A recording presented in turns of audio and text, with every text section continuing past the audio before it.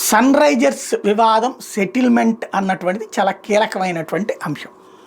ఏదైతే మొన్న sun Risers యాజమాన్యం ఏకంగా లేఖ రాయటం, హెచ్సిఏకి సంబంధించినటువంటి వ్యవహారాన్ని బహిరంగంగా ప్రకటించడం, వాళ్ళు టిక్కెట్లకు సంబంధించి టిక్కెట్లు ఇస్తున్నాం వాళ్ళ కోటా కింద, అయినా కూడా ఇంకా అక్కడ ఉన్నటువంటి ఇంకా ఎక్కువ కావాలంటున్నారు.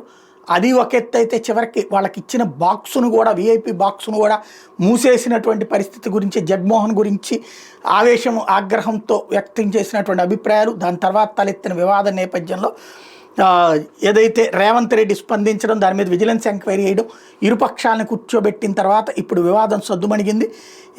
Sun Risers Hyderabad cricket association, BCCI మధ్యన త్రైపాక్షిక ఒప్పందాన్ని పాటించాలని సన్ రైజర్స్ హైదరాబాద్ తేల్చి చెప్పింది.